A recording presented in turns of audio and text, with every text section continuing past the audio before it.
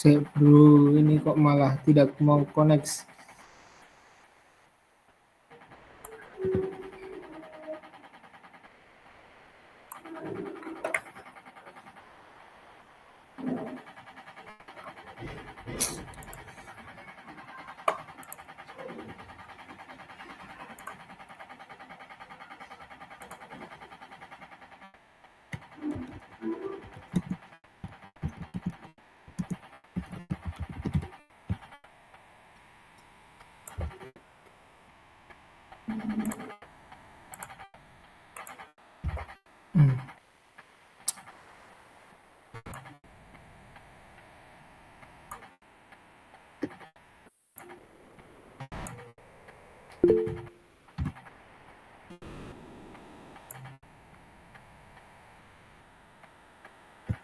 Waalaikumsalam warahmatullahi wabarakatuh. Sik klamine benake ben wangun lah.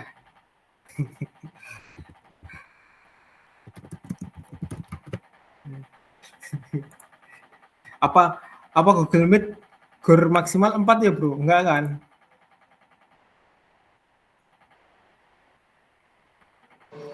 Ora, iso akeh. Oh, ngono kancaku ora bisa ya.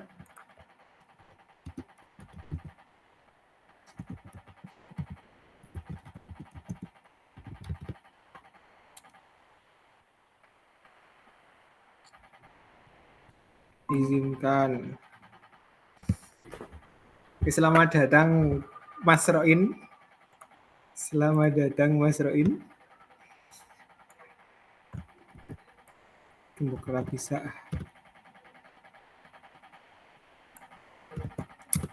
Perkenalan dikit. Oke. Oke.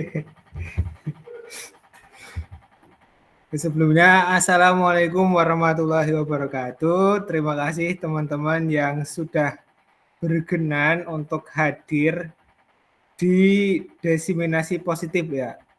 Di webinar Desiminasi Budaya Positif yang ada di sekolah. Oke, sebelum kita melanjut ke materi, alangkah baiknya kita berdoa terlebih dahulu. Berdoa dengan keyakinan masing-masing, berdoa dimulai. Cukup. Nah, teman-teman, ini saya gimana ini ya? Ini perkenalan dulu. Saya adalah guru penggerak ya, calon guru CGP, guru penggerak angkatan 11 Kabupaten Kebumen. Nah, ini pada kali ini adalah tugas untuk menyampaikan ide-ide tentang budaya positif ke rekan-rekan sekalian dan sekaligus sebagai aksi nyata untuk komunitas belajar. Komunitas belajar di IC saya adalah Simba, sedulur belajar. Kira nyambung ya.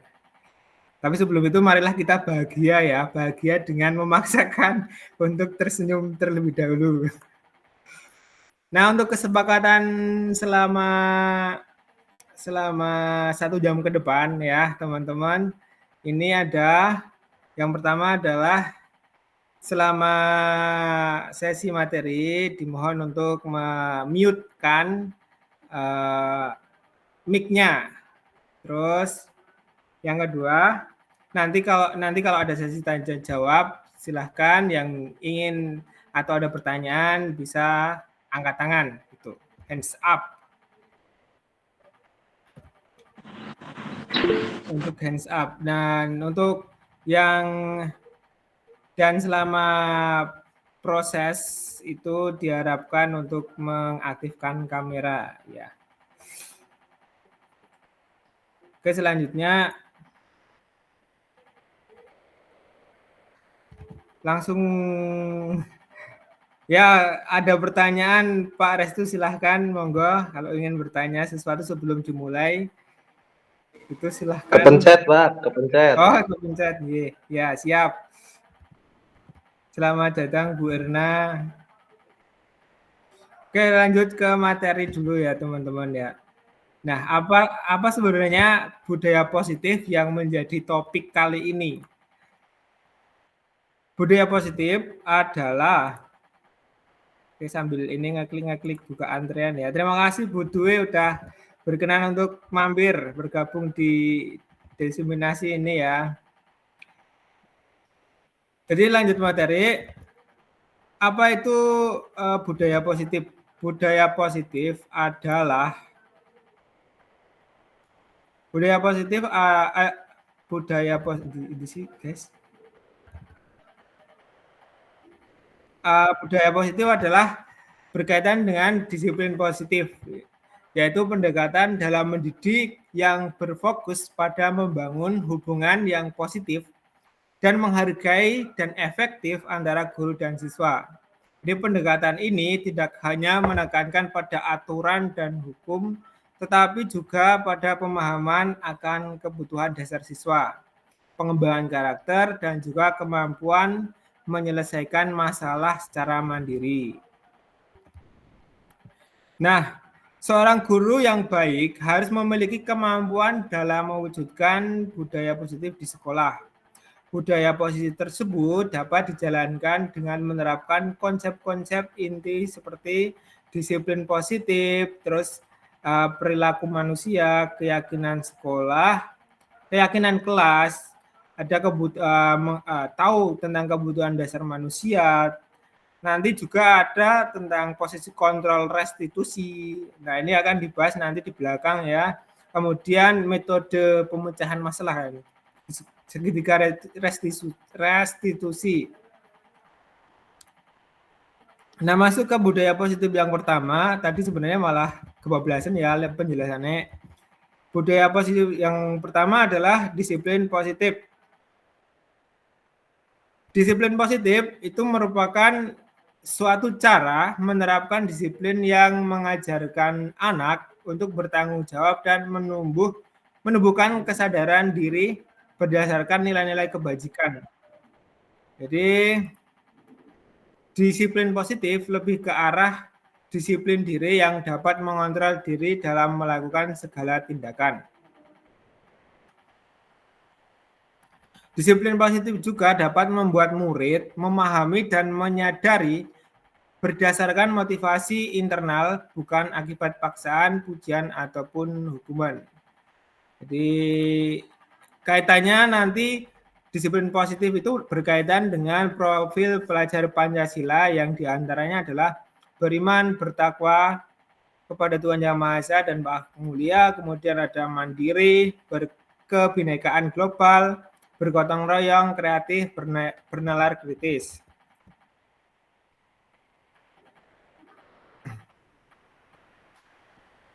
Terus penjelasannya seperti ini ya. Penjelasannya, disiplin positif tadi sudah dijelaskan, sedangkan profil Pancasila adalah gambaran ideal lulusan pendidikan Indonesia yang memiliki 6 karakter utama, yaitu beriman, bertakwa, dan sebagainya seperti tadi.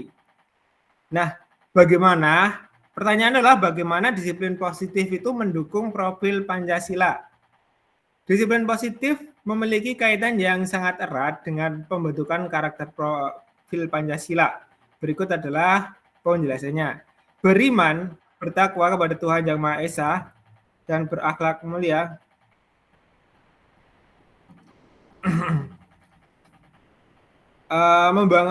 Disiplin positif mengajarkan pentingnya membangun hubungan yang saling menghormati dan menghargai.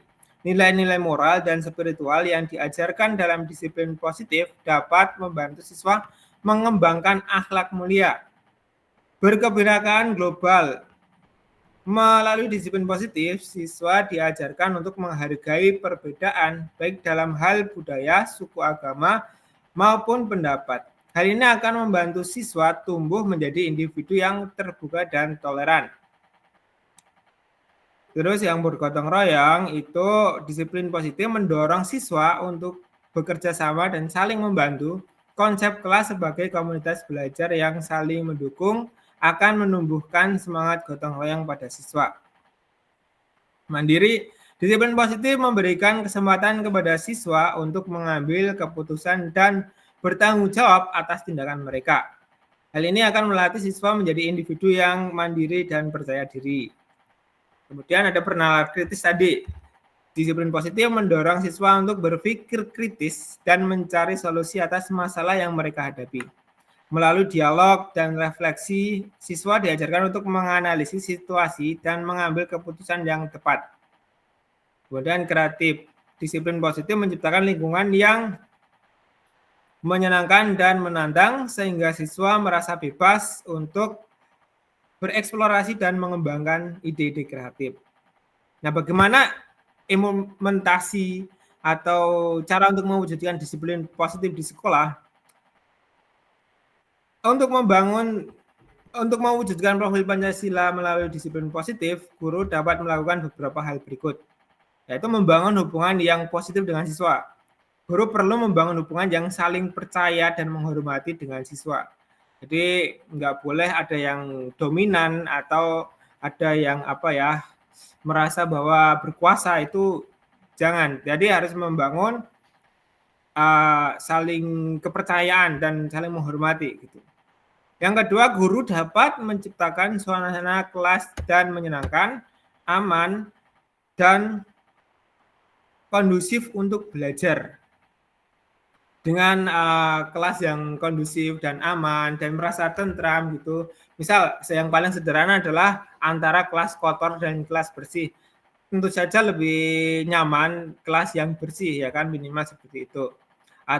Terus ada yang kelas yang membosankan atau kelas yang menyenangkan penuh dengan game-game kreatif. Tentu saja lebih menyenangkan untuk diikuti yang penuh dengan ide-ide kreatif dalam pembelajarannya, seperti itu contohnya.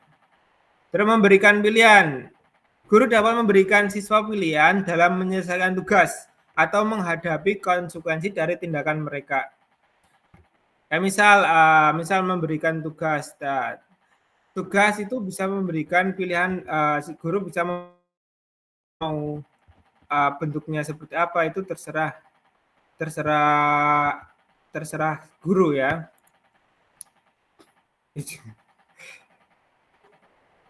Mengajarkan keterampilan sosial. Guru dapat mengajarkan siswa keterampilan sosial seperti komunikasi efektif, empati, dan resolusi konflik. Memberikan umpan balik yang konstruktif. Guru perlu memberikan umpan balik yang spesifik, positif, dan membangun untuk membantu siswa memperbaiki diri sendiri. Seperti itu. Nah, kesimpulan untuk subbab ini, subbab disiplin positif adalah disiplin positif merupakan pendekatan yang sangat relevan dalam upaya mewujudkan profil pelajar Pancasila. Dengan menerapkan disiplin positif, guru dapat membantu siswa tumbuh menjadi individu yang berkarakter, berdaya, dan siap menghadapi tantangan masa depan. Begitu teman-teman. Jadi kurang lebih seperti itu. Apakah di subbab pertama ini tentang disiplin positif ada pertanyaan atau mungkin ada yang kurang jelas dalam penjelasannya, bisa silakan bertanya gitu. Silahkan monggo kalau ada yang bertanya. Kalau misal tidak ada, akan saya lanjutkan lagi. Ya, Pak Restu silakan mau tanya. Kayaknya angkat tangan dari tadi ya. Oke, silakan Pak Restu. Ada pertanyaan Pak Restu?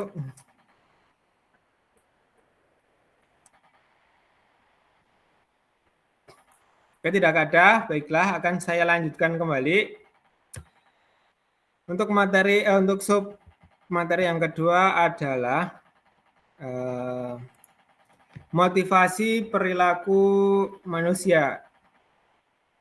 Motivasi perilaku manusia. Motivasi perilaku manusia itu ada 3 hal yang utama, yaitu untuk menghindari ketidaknyamanan atau hukuman. Ya mungkin kita misal ya paling bodoh-bodohnya itu adalah kenapa kok kita menggunakan helm saat di jalan raya gitu. Pasti jujur-jujuran pasti kalian selain untuk keselamatan pasti juga untuk menghindari ditilang seperti itu. Nah, seperti itu. Nah, ini contohnya. Jadi mungkin ada ketakutan-ketakutan yang di situ tuh untuk beneran ngono kae aku tak melakukan sesuatu yang melanggar aturan gitu. Mungkin seperti itu. Satu. Yang kedua adalah untuk mendapatkan imbalan atau penghargaan dari orang lain. Nah, ini biasanya ada motivasi ekstrinsik ya. Mungkin kayak kalau kita berusaha keras untuk sesuatu hal di bidang tertentu, kita dapat prestasi, dapat hadiah gitu, apresiasi kurang lebih kayak gitu. Nah, yang ketiga adalah untuk menjadi orang yang mereka inginkan dan menghargai diri sendiri dengan nilai-nilai yang mereka percaya. Penjelasannya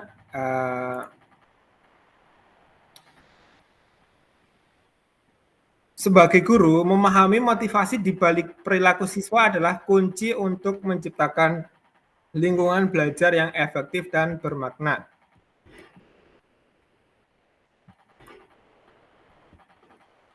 Untuk bermakna. Salah satu konsep penting yang perlu dipahami adalah 3 motivasi perilaku manusia, yaitu 3 perilaku manusia ini dipopulerkan oleh Diane Gossen dalam buku Restriction School Discipline. Ketiga motivasi ini menjelaskan alasan dibalik tindakan yang dilakukan seseorang, baik itu siswa maupun guru. Untuk yang pertama tadi untuk menghindari ketidaknyamanan atau hukuman ya. Yang pertama, karakteristik ini adalah level motivasi paling dasar. Seseorang melakukan sesuatu semata-mata untuk menghindari hukuman atau konsekuensi negatif. Contohnya, siswa mengerjakan PR hanya karena takut dimarahi guru atau tidak boleh ikut kegiatan ekstrakurikuler. Level kedua yaitu untuk mendapatkan imbalan atau penghargaan. Jadi ada motivasi ekstrinsik gitu. Karakteristik motivasi ini lebih tinggi dibandingkan yang pertama. Jadi ada level yang di atasnya gitu ya. Seseorang melakukan sesuatu karena ingin mendapatkan hadiah, pujian, atau pengakuan dari orang lain. Contoh, siswa belajar dengan rajin karena ingin mendapatkan nilai bagus atau pujian dari orang tua. Nah, itu sudah motivasinya sudah agak lebih baik daripada kita motivasinya melakukan diseminasi karena ya ada alasan yang menyangkut kayak gitu, seperti itu juga bisa. Contoh-contoh, jadi ada level-levelnya motivasi. Yang ketiga, untuk menjadi orang yang mereka inginkan dan menghargai diri sendiri. Karakter ini adalah level motivasi tertinggi. Seseorang melakukan sesuatu karena memiliki nilai-nilai yang diyakini dan ingin mewujudkan potensi dirinya. Contoh, siswa belajar dengan sungguh-sungguh karena ingin menjadi orang yang bermanfaat bagi masyarakat. Jadi bagi guru yang mempelajari, yang menambah pengetahuannya dengan mengikuti berbagai seminar, webinar, atau program-program untuk mengembangkan diri, itu udah masuk ke motivasi yang paling tinggi gitu loh. Motivasi paling mulia menurut Pak Gossen, Diane Gossen ya. yang mencetuskan ini. Nah, ada pertanyaan, mengapa 3 motivasi ini penting untuk guru gitu. Yang pertama adalah membantu memahami perilaku siswa. Dengan memahami motivasi siswa, guru dapat lebih efektif dalam memberikan bimbingan dan dukungan. Jadi kalau kita tahu salah satu siswa, kenapa kok dia lesu, lemes, ya kita harus tahu motivasinya itu dia masuk yang mana, nanti pendekatannya juga akan berbeda. Yang kedua adalah membuat pembelajaran lebih menarik. Guru dapat merancang kegiatan pembelajaran yang sesuai dengan motivasi siswa, sehingga pembelajaran menjadi lebih bermakna dan menyenangkan. Jadi pokoknya intinya kalau sekarang itu jangan ada pembelajaran yang memberikan hukuman gitu loh. Ya, memberikan hukuman itu kalau sekarang itu seakan-akan dihindari gitu. Jangan pakai pembelajaran yang mengedepankan hukuman. Wah, nek nggarap PR tak hukum sesuk, nah, itu jangan seperti itu ya. Membangun disiplin positif. Yang ketiga ya, membangun disiplin positif. Disiplin positif bertujuan untuk mendorong siswa memiliki motivasi internal level 3. Guru dapat menciptakan lingkungan kelas yang mendukung pertumbuhan motivasi ini. Nah, bagaimana cara menerapkan konsep ini dalam pembelajaran? Yaitu fokus pada proses bukan hanya hasil. Jadi setiap siswa itu harus bisa menikmati prosesnya. Jangan cuma misal membuat proyek menggambar, ya siswa itu harus menikmati proses menggambarnya, jangan hasilnya, oh ini jelek, ini bagus, jangan. Ajak siswa untuk menikmati proses belajar, bukan hanya terpaku pada nilai akhir. Berikan pujian yang spesifik. Nah, ini memberikan pujian yang berfokus pada usaha dan perbaikan siswa, itu menjadi sebuah solusi juga. Bagaimana cara kita menerapkan konsep ini. Kayak misal, ini apa ya, contohnya adalah misal gambaran kamu tuh bagus banget kalau ini ditambahi ini, misal ditambahi warna kuning kayak gitu. Jadi jangan ini jelek, ini bagus, ini jelek. Jadi jangan cuman kayak gitu, tapi dikasih komentar yang membangun gitu. Ini gambarmu bagus kalau ditambahi ini apa ini, misal tambah bintang, tambah kuda, tambah kucing kayak gitu. Jadi harus spesifik. Biar siswa itu paham dan bisa mungkin kalau beruntung bisa mencerna dan mengembangkannya sendiri. Kemudian libatkan siswa dalam pengambilan keputusan. Berikan kesempatan kepada siswa untuk terlibat dalam membuat keputusan tentang pembelajaran mereka. Ada model perilaku yang diinginkan. Jadilah contoh yang baik bagi siswa untuk menunjukkan siswa positif, bertanggung jawab, dan peduli. Bangun hubungan positif. Hubungan yang positif antara guru dan siswa akan menciptakan suasana kelas yang kondusif untuk belajar. Jadi kesimpulan untuk bab motivasi perilaku manusia itu adalah memahami 3 motivasi perilaku manusia adalah langkah awal yang penting bagi guru untuk menciptakan lingkungan belajar yang efektif dan bermakna. Dengan menerapkan konsep ini, guru dapat membantu siswa mengembangkan motivasi internal yang kuat, sehingga mereka dapat belajar dengan baik dan mencapai potensi maksimalnya. Itu begitu teman-teman. Nah, yang selanjutnya motivasi perilaku manusia untuk topik ini. Ada yang ingin ditanyakan, silahkan. Untuk topik ini, kalau tidak ada akan saya lanjutkan. Silahkan kalau ada hands up, angkat tangan. Tidak ada, baik. Akan saya lanjutkan ya. Yaitu tentang keyakinan kelas. Ya, lebih ke keyakinan kelas ya. Keyakinan kelas itu pengertiannya dulu ya guys. Keyakinan kelas merupakan seperangkat kesepakatan. Jadi kesepakatan antara guru dan siswa tentang nilai-nilai, norma, perilaku yang diharapkan di dalam kelas. Kelas ini bukan sekedar aturan, melainkan sebuah komitmen bersama untuk menciptakan lingkungan belajar yang positif, inklusif dan kondusif bagi semua. Jadi beda ya antara aturan kelas, peraturan dengan keyakinan kelas. Jadi kalau keyakinan itu adalah kesepakatan gitu, kesepakatan bersama itu. Enggak hanya sebagai aturan. Guru berperan dalam mewujudkan terbentuknya keyakinan sekolah atau kelas dengan adanya kesepakatan antara guru dan murid. Keyakinan sekolah atau kelas berupa pernyataan-pernyataan universal yang mudah diingat dan dipahami dan harus diterapkan di lingkungan sekolah. Nah, ini kesepakatan kelas biasanya yang paling umum adalah yang paling sering kita agendakan di setiap awal pembelajaran itu adalah kayak peraturan kelas atau keyakinan kelas gitu. Nah, itu bahasanya dirubah menjadi keyakinan kelas dengan merujuk bahwa aturan itu dibuat secara bersama-sama dan disepakati dan itu dilaksanakan bersama-sama gitu antara semua warga kelas, warga sekolah itu yang sudah disepakati bersama.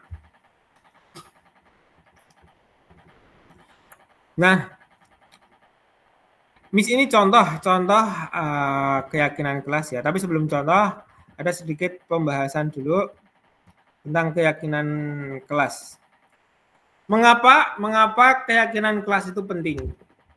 Di keyakinan kelas itu penting untuk membangun budaya positif. Keyakinan kelas menjadi fondasi bagi terciptanya budaya positif di kelas dengan adanya kesepakatan bersama. Siswa merasa lebih memiliki dan bertanggung jawab atas lingkungan belajar mereka. Meningkatkan disiplin. Yang kedua, meningkatkan disiplin.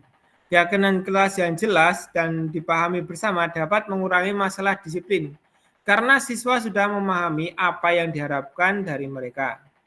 Jadi, karena itu dibuat bersama-sama, ya harapannya adalah mereka paham bahwa aturan-aturan itu disepakati bersama. Gitu. Itu ada yang bentar ya. Selamat datang Pak Nuris.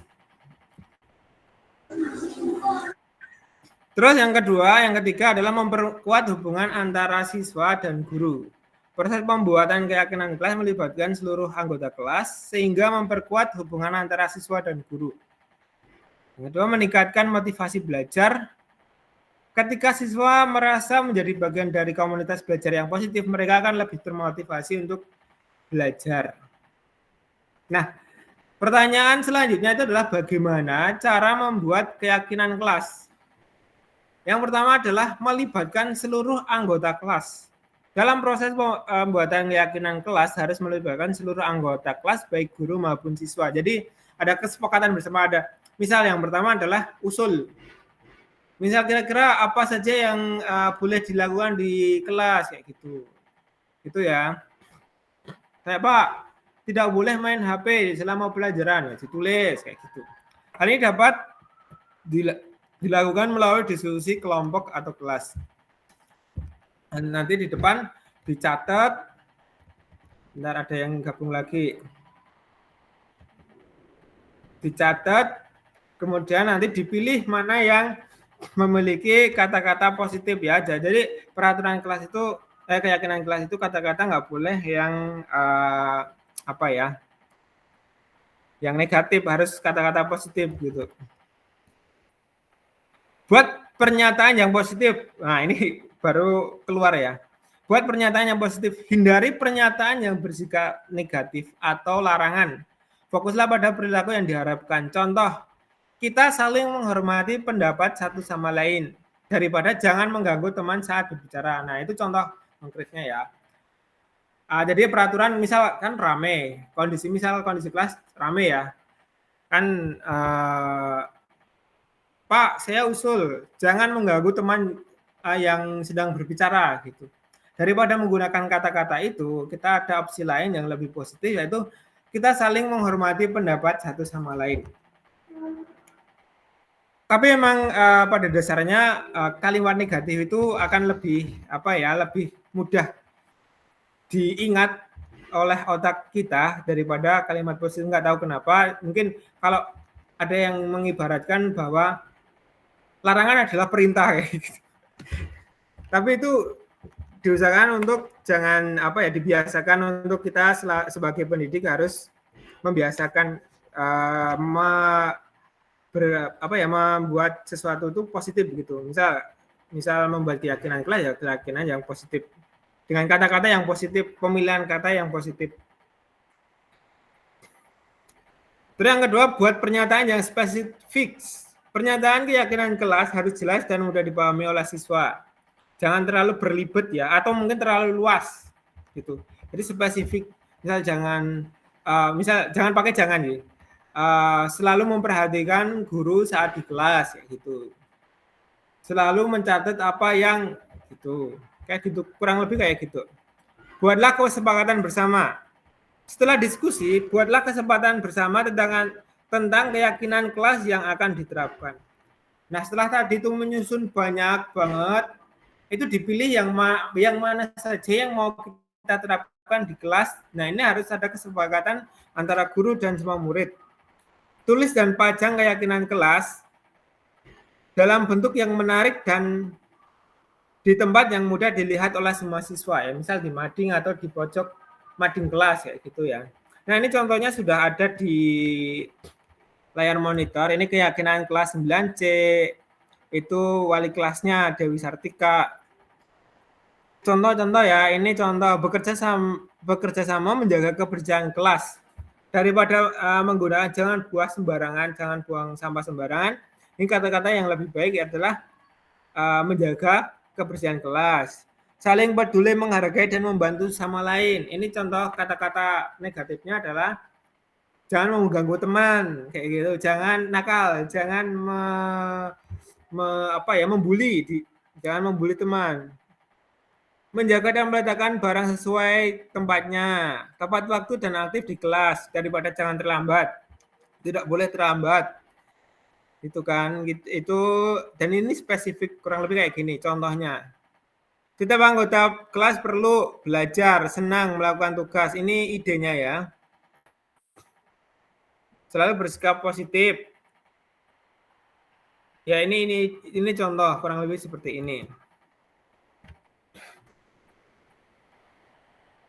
Nah, terus apakah setelah kita membuat keyakinan kelas yang dipajang itu terus tugas kita pada keyakinan kelas itu selesai? Tentu saja tidak ya. Karena keyakinan kelas itu akan berlangsung selama proses pembelajaran gitu.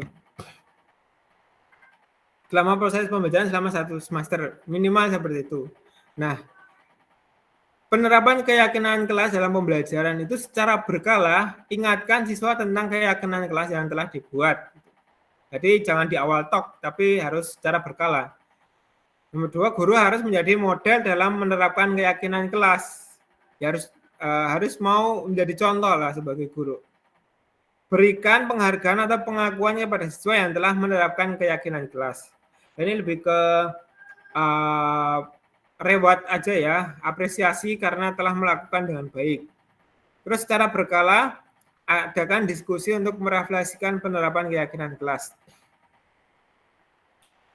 Keyakinan kelas merupakan alat yang sangat efektif untuk membangun budaya positif di kelas. Ini kesimpulan, dengan melibatkan siswa dalam proses pembuatan dan penerapan keyakinan kelas, guru dapat menciptakan lingkungan belajar yang menyenangkan, produktif, dan bermakna bagi semua.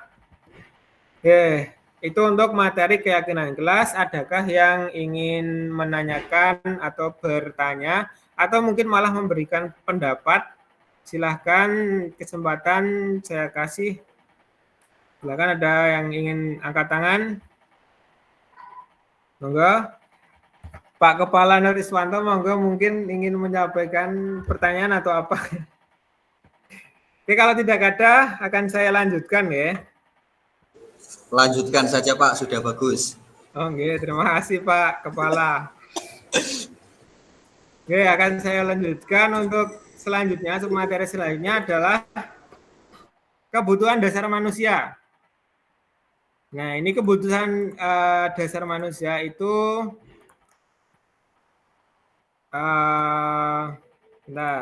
bentar dulu ya. Kebutuhan dasar manusia.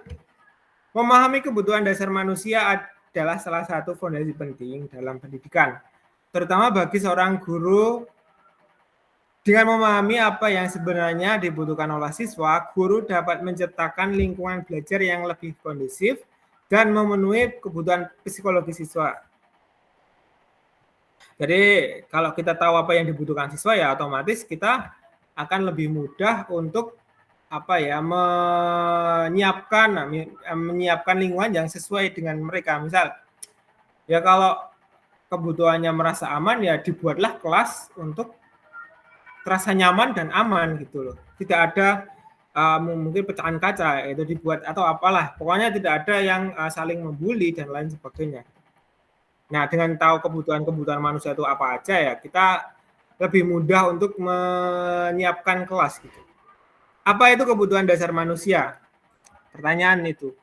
Kebutuhan dasar manusia adalah hal-hal yang secara fundamental dibutuhkan oleh setiap individu untuk bertahan hidup, berkembang, dan merasa bahagia. Kebutuhan ini bersifat universal dan berlaku untuk semua orang tanpa terkecuali. Ya, jadi ya kalau dia itu manusia, berarti kebutuhan dasar manusia itu berlaku untuk dia gitu. Kalau bukan manusia, ya berarti tidak berlaku gitu. Intinya seperti itu. Dan mengapa penting bagi seorang guru untuk mengetahui kebutuhan dasar manusia itu apa aja? Yang pertama adalah membangun relasi positif. Dengan memahami kebutuhan siswa, guru dapat membangun hubungan yang lebih baik dan saling percaya. Meningkatkan motivasi belajar. Ketika kebutuhan siswa terpenuhi, mereka akan merasa lebih aman dan nyaman sehingga motivasi belajar mereka akan meningkat. Menangani perilaku yang menantang, misal ono sing siswane mandan hiperaktif kayak gitu. Jadi akan memahami akar penyebab perilaku siswa yang menantang seringkali terkait dengan kebutuhan dasar yang belum terpenuhi. Nah, nanti misal kepuasan dia atau apa gitu, adalah nanti menciptakan lingkungan belajar yang kondusif. Guru dapat menciptakan lingkungan belajar yang memenuhi kebutuhan psikologi siswa sehingga mereka merasa diterima dan dihargai.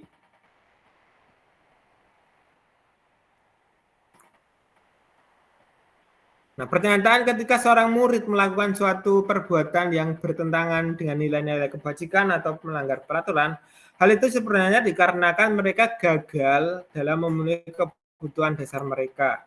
Lalu apa sajakah itu kebutuhan dasar manusia? Yaitu adalah antara lain kebutuhan manusia ini yang ada beberapa teori yang terkenal mengenai kebutuhan dasar manusia, antara lain adalah teori hierarki kebutuhan Maslow. Itu mengusulkan bahwa manusia memiliki hierarki kebutuhan mulai dari kebutuhan fisiologis, makan, minum, tidur, hingga kebutuhan aktualisasi diri. Nah, yang kedua ada teori choice teori atau pilihan teori dari Glaser. Glaser berpendapat bahwa semua perilaku manusia didorong oleh 5 kebutuhan dasar, yaitu untuk bertahan hidup, cinta, dan kasih sayang, kekuasaan, kebebasan, dan kesenangan. Nah, apa saja ini penjelasannya ya? 5 kebutuhan dasar menurut Glaser adalah: yang pertama, kebutuhan bertahan hidup itu meliputi kebutuhan akan makanan, pakaian, tempat tinggal, dan keamanan. Itu untuk bertahan hidup ya. Itu kebutuhan tersier kayak gitu. Primer ding, ya primer. Kebutuhan primer kalau tidak terpenuhi ya nyawa akan terancam kalau makan tidak terpenuhi gitu. Pokoknya mengganggu kualitas hidup seseorang. Yang kedua, kebutuhan kasih sayang dan rasa terima kasih. Meliputi kebutuhan akan cinta, kasih sayang, penerimaan, dan hubungan sosial. Jadi paling simpel adalah kalau di sekolah itu adalah caper lah ya kayak gitu. Jadi kalau kita nggak ngasih perhatian ke siswa ya karena kurangnya perhatian ya mungkin siswa itu akan mencari-cari perhatian dengan bertindak yang di luar, yang pokoknya dianggap nakal kayak gitulah. Untuk caper itu contoh kecil. Yang ketiga adalah kebutuhan kekuasaan, meliputi kebutuhan ya untuk merasa kompeten, dihargai dan memiliki pengaruh. Ini kalau di film-film, di komik-komik itu kan ada yang namanya geng-gengan kayak gitu ya. Jadi kalau merasa ada yang lebih tinggi dari orang lain gitu, jadi bisa memerintah dan sebagainya. Itu ya salah satu contoh untuk merasa bahwa harus merasa aku merasa lebih berpengaruh dari orang lain, lebih keren dari orang lain kayak gitu. Itu contohnya. Lalu kebutuhan kebebasan, meliputi kebutuhan untuk merasa mandiri dan memiliki pilihan. Jadi kan kadang ada orang-orang, ada anak-anak yang merasa tertekan untuk misal tidak bisa berenang gitu kan, tapi dipaksa untuk renang. Ya kan itu dia tidak memiliki kebebasan untuk memilih pilihannya sendiri gitu. Jadi dia akan merasa tidak nyaman dan jika mungkin paling parahnya lagi dia akan memberontak gitu. Iya, kurang lebih seperti itu contohnya. Jadi yang kelima adalah kebutuhan kesenangan. Ini paling gampang banget untuk dilihat di permainan pembelajaran PJOK ya, untuk meliputi kebutuhan merasa senang dan menikmati hidup. Karena anak-anak itu notabene adalah bermain ya kan. Dengan olahraga itu kan mereka sebenarnya lebih sering bermain ya, ketimbang fokus untuk membaca gitu. Nah, kalau ditanya pembelajaran apa yang paling menyenangkan ya tentu saja mereka akan langsung menjawab pembelajaran PJOK gitu. Karena mereka bisa bermain, bisa menggerakkan tubuh mereka gitu. Kayak gitu, lebih bebas kalau di pembelajaran PJOK. Oh, ada yang masuk lagi nggih. Oh. Nah, penerapan dalam konteks pendidikan seperti apa? Sebagai guru, dapat menerapkan pemahaman tentang kebutuhan dasar manusia dalam berbagai aspek pembelajaran. Nah, misal membangun kelas yang inklusif, yaitu menciptakan lingkungan kelas yang aman, nyaman, dan menghargai perbedaan. Jadi jangan disamaratakan karena setiap individu itu memiliki kemampuan yang berbeda-beda. Entah itu dari intelektualnya atau dari paling parah ya fisiknya, karena di sekolah saya ada yang maaf ada agak secara fisik kurang gitu, ABK, berkebutuhan khusus gitu. Jadi jangan disamaratakan. Jadi ya memberikan sesuai porsinya aja. Kemudian memberikan pujian dan pengakuan, memberikan pengakuan atas prestasi siswa dan usaha mereka. Nah ini salah satu bentuk contoh untuk apa ya tadi kebutuhan untuk kasih sayang dan rasa diterima tadi. Ada juga masuk ke kesenangan juga, ada yang orang yang senang dipuji gitu.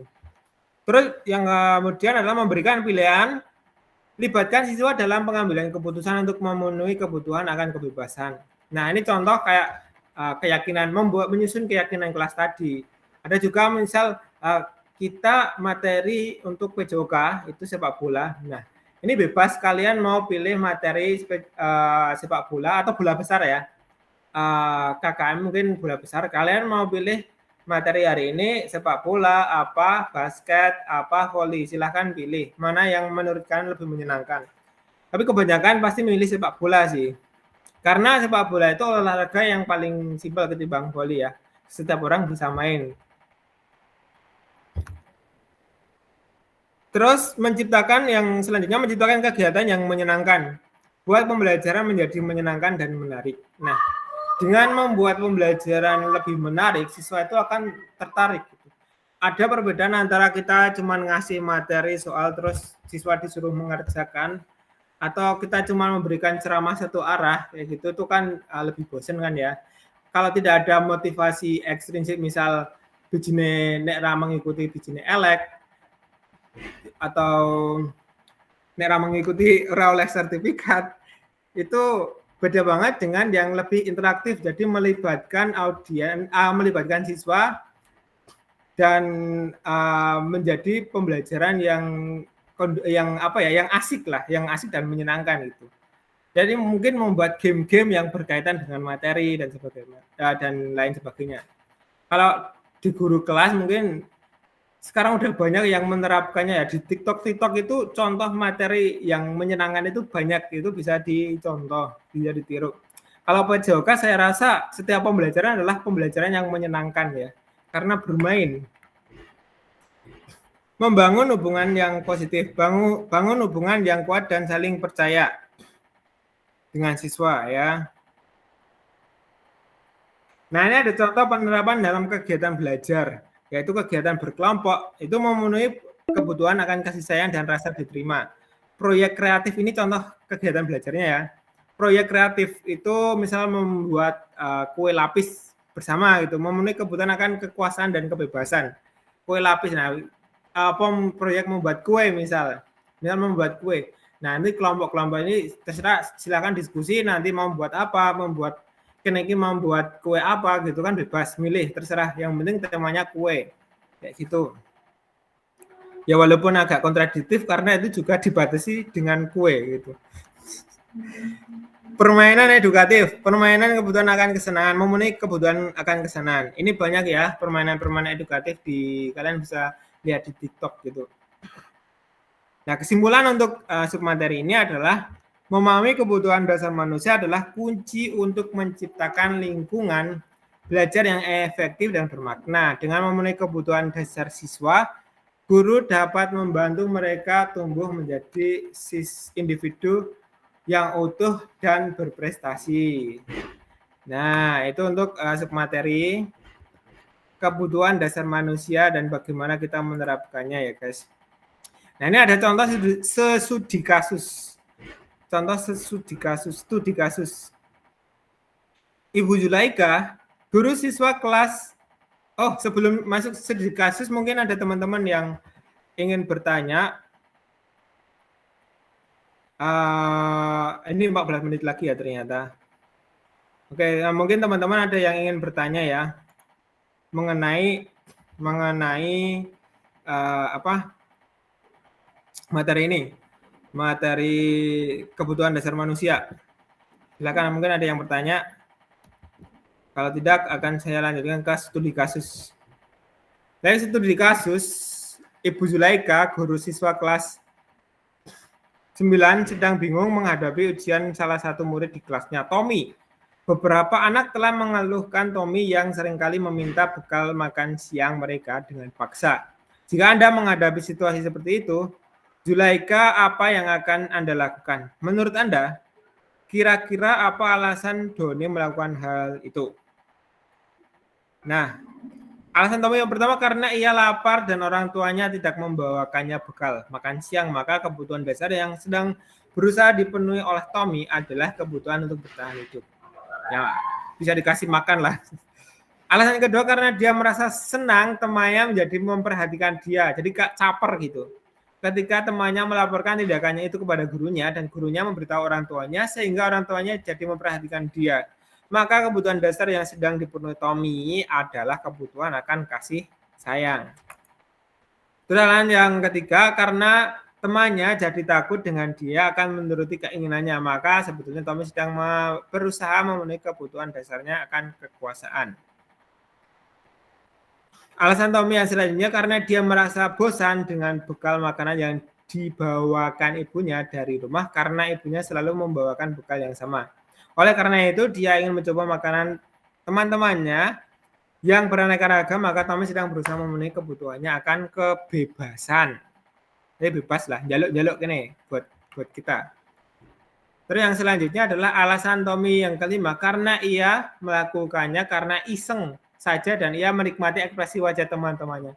Ya ini yang iseng ini ya, yang kadang-kadang bikin gregetan ya, karena dia ambil makanannya dan menurut dia ekspresi teman-temannya itu lucu, maka berarti Tommy sedang berusaha memenuhi kebutuhannya akan kesenangan. Nah ini. Oke teman-teman, sepertinya tidak ada pertanyaan ya, akan saya lanjutkan lagi. Yang selanjutnya adalah posisi kontrol, waktunya tinggal 14 menit lagi saudara-saudara. Posisi kontrol restitusi. Guru sebagai penghukum atau posisi kontrol itu, penjelasannya posisi kontrol restitusi itu apa gitu. Posisi kontrol restitusi adalah sebuah konsep dalam disiplin positif yang dikembangkan oleh William Glasser. Konsep ini menawarkan pendekatan yang lebih humanis dan efektif dalam mengelola perilaku siswa dibandingkan dengan pendekatan tradisional yang seringkali berfokus pada hukuman. Jadi misalnya ada kesalahan, itu kita melakukan pendekatan ya. Tapi jangan, ini bukan lagi tentang kita memberi hukuman atau larangan gitu. Ada beberapa posisi yaitu posisi kontrol itu mengacu pada peran yang kita ambil sebagai guru saat berinteraksi dengan orang lain, terutama dalam situasi yang melibatkan konflik atau pelanggaran aturan dalam konteks pendidikan.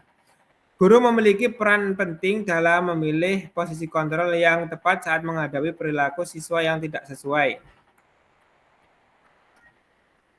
Terus ada 5 posisi kontrol. Ada 5 posisi kontrol, yaitu yang pertama penghukum. Guru sebagai penghukum yang menggunakan posisi ini cenderung memberikan hukuman fisik atau verbal sebagai contoh respon atas kesalahan siswanya. Contoh, kamu nakal ya, jadi kamu harus berdiri di sudut kelas. Nah, itu sangat tidak direkomendasikan ya teman-teman. Oh ya, ini mumpung masih ini ya, teman-teman kalian bisa ini link sertifikat ada di kolom komentar, sudah tak cantumkan. Nanti kalau kelewat kalian bisa WA saja saya ya, karena ini waktunya ternyata dibatasi ya, kalau di Google Meet cuma 1 jam pas, nanti kelewat nggak rampung. Nah, selanjutnya adalah pembuat rasa bersalah. Guru yang menggunakan posisi ini cenderung membuat siswa merasa bersalah atas tindakan mereka. Contoh, bagaimana bisa kamu melakukan hal seperti itu? Kamu mengacaukan saya. Ada yang posisinya sebagai teman. Guru yang menggunakan posisi ini berusaha menjadi teman bagi siswa tanpa memberikan batasan atau konsekuensi yang jelas. Contoh, tidak apa-apa kalau kamu salah sekali-sekali. Jadi ya walaupun salah sebenarnya salah ya, tapi kalau ya kurang lebih contohnya seperti itu. Pemantau, ada yang guru sebagai pemantau. Guru yang menggunakan posisi ini terus-menerus mengawasi perilaku siswa dan memberikan peringatan. Contoh, jangan sampai kamu mengulangi kesalahan yang sama. Manajer, guru yang menggunakan posisi ini membantu siswa memahami dampak dari tindakan mereka dan memberikan kesempatan untuk memperbaiki kesalahan. Ini contoh yang posisinya sebagai manajer. Kalau di tingkat ya paling bagus itu sebagai manajer itu. Apa yang kamu lakukan untuk memperbaiki situasi ini gitu. Ini contoh pertanyaan restitusinya ya. Mengapa posisi manajer adalah yang terbaik? Posisi manajer dianggap sebagai posisi kontrol yang paling efektif karena memfokuskan pada solusi, membangun tanggung jawab, meningkatkan hubungan guru dan siswa, mendorong pertumbuhan. Nah, penerapan posisi manajer dalam restitusi berikut.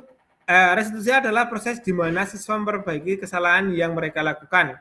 Dalam konteks posisi manajer, restitusi dilakukan dengan cara membantu siswa memahami dampak dari tindakan mereka dan memberikan kesempatan untuk memperbaiki situasi. Nah, coba kita lihat. Mana ya? Ini guru tadi udah ya. Ini 5 posisi kontrol, banyak banget ya guys. Ini restitusi. Di antara kelima posisi kontrol tersebut, sebaiknya seorang guru menggunakan posisi kontrol sebagai manajer.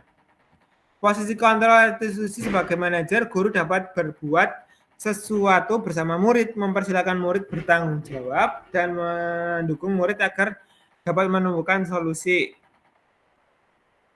Posisi kontrol restitusi selain itu, posisi manajer mengacu pada restitusi yang dapat menjadikan murid sebagai manajer bagi dirinya sendiri, sehingga dapat tercipta identitas positif pada diri mereka. Jadi apa ya? Mengajarkan untuk bertanggung jawab atas tindakan yang dilakukannya itu, dan juga mengajarkan bagaimana menemukan solusi yang baik untuk setiap masalah yang dimiliki. Jadi sebagai manajer itu lebih ke mengelola siswa gitu. Tinggal 6 menit lagi saudara-saudara. Kita lanjut ya, langsung aja ya. Wah, tinggal 5 menit lagi. Segitiga restitusi. Nah, ini adalah segitiga restitusi adalah tahapan dalam pengertiannya bentar. Segitiga restitusi adalah pendekatan dalam mengatasi kesalahan siswa. Ini adalah model yang digunakan dalam disiplin positif untuk membantu guru dalam menangani kesalahan yang dilakukan siswa. Model ini menawarkan pendekatan yang lebih humanis dan efektif dengan pendekatan tradisional yang seringkali berfokus pada hukuman. Nah, ada tahapan dalam segitiga restitusi itu ada 3, yaitu menstabilkan identitas, terus validasi tindakan yang salah, dan menanyakan keyakinan. Apa yang dimaksud dengan menstabilkan identitas ya? Tujuannya adalah yang pertama, menstabilkan identitas adalah membantu siswa merasa aman dan dihargai sebagai individu. Caranya adalah memulai dengan pernyataan yang positif tentang siswa. Misalnya, saya tahu kamu adalah anak yang baik. Jadi jangan langsung dimarahi. Wow, kowe nyolong ya? Jangan kayak gitu. Saya tahu, Pak Guru tahu kamu anak yang baik. Gitu. Gunakan bahasa tubuh yang terbuka dan ramah. Ibarat kata nggak boleh galak-galak lah. Dengarkan dengan empati ketika siswa menjelaskan perasaannya. Ya, kita mendengarkan alasan-alasannya. Kemudian yang kedua, validasi tindakan yang salah.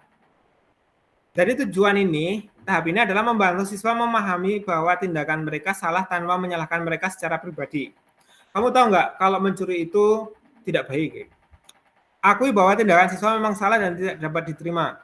Jelaskan dampak negatif dari tindakan tersebut. Nah, misal, kalau mencuri kan itu nanti merugikan orang lain, nanti orang lain kehilangan motornya, jadi mereka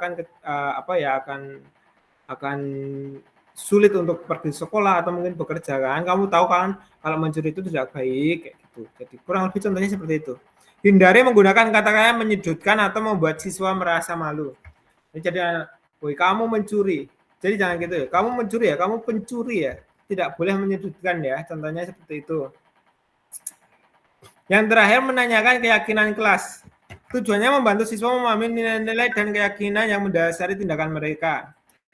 Pernyataan terbuka yang mendorong siswa untuk berpikir tentang alasan dibalik tindakan mereka. Contoh pertanyaannya adalah apa sih yang kamu pikirkan saat mencuri itu? Saat melakukan itu, apakah kamu merasa tindakan itu benar? Kamu merasa benar enggak? Kalau di kelas ya misalnya bisa dijatuhkan dengan, kamu tahu nggak kalau tindakan mencuri itu bertentangan dengan keyakinan kelas kita, yaitu menjaga keamanan. Kamu tahu nggak? Gitu. Nah setelah itu kalian sebagai guru bisa memberikan solusi yang terbaik. Mana ya unitnya? Nah ini. Tinggal 3 menit, saudara-saudara.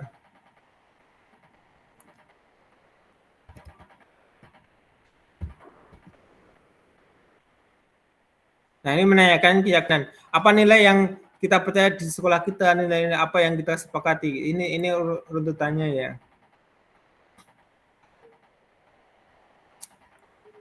Nah, kesimpulannya teman-teman, rekan-rekan guru, seorang guru yang baik harus memiliki kemampuan dalam mewujudkan budaya positif di sekolah.